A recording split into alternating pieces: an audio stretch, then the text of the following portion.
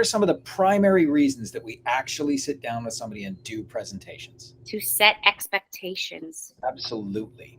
That is your opportunity to manage the process and to set expectations on how this is all going to go. Mm-hmm. And if people don't like how we do it, that's okay. The point of those books, number one, to show how professional, prepared, and dialed in we are. Number two, to set their expectations so that we can control the process. If you go out and just start randomly showing people stuff without setting their expectations, they are going to run you around and control the process.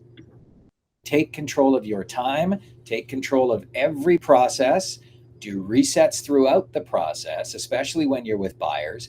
Every time you are done with every buyer, every meeting should be a recap at the end. Because my rule is you set the next meeting as you're finishing the last meeting, right? Set the next intention. So after every set of showings, it's a quick recap. Okay, so here's how I observed how you reacted to these homes today. Tell me if I'm right or wrong.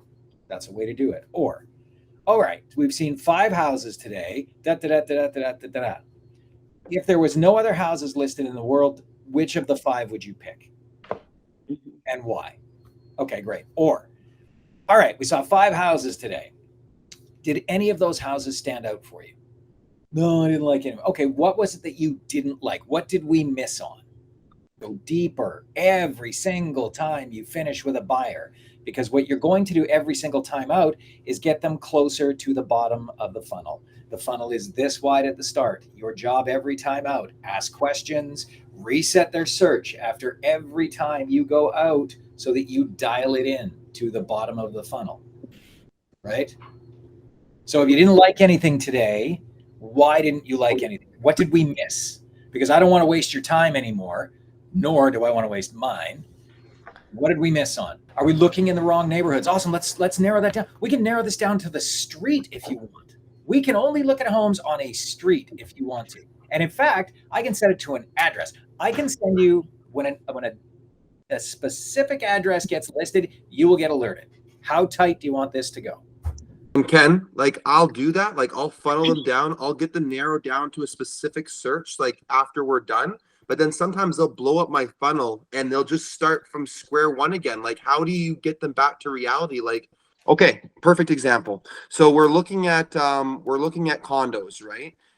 He wants to look at something newer, not something like 2000s and newer. Wants to stay away from 90s and 80s, just whatever reason why, right? So we're looking at the homes from 2001 to 2014 because that's what they want to look at. We do the proper search. We look at 4 or 5 homes in certain communities, and then at the very end, I go through the process. Okay, what did you like about this home? Right, trying to narrow it down.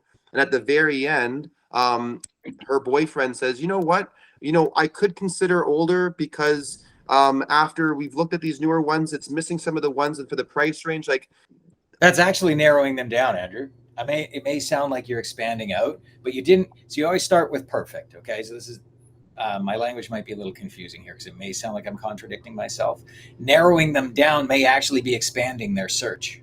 Okay, because if you keep spinning your wheels, showing them stuff they don't want, right? The reset happens at the end of every meeting. Why didn't you like this stuff? Okay, well, we'll consider older. Okay, cool. So here's what we're going to do. I'm going to hand select 3 or 4 older properties in the neighborhoods you've told me you like. And let's go look at them and let's see if older is what you really want. Okay? Right. Because now you're exhausting everything, right? At the end of that meeting, it's going to be, okay, which of the 5 that we saw today, jumped out at you, or did any? Yep, I asked that. Yeah. Why not?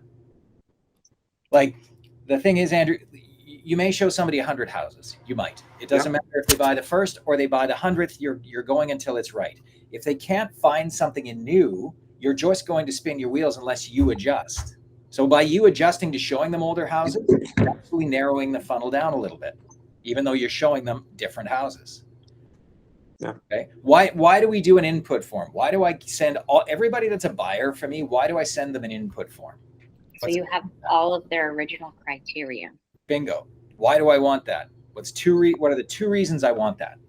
So if it changes, you can bring them back to it and say, hey, at the beginning, this is what we discussed.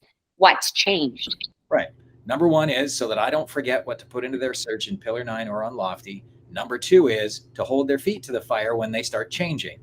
I pull that up, the PDF, I send it back to them, and I'm like, okay, here's what our original search criteria was. What's changed?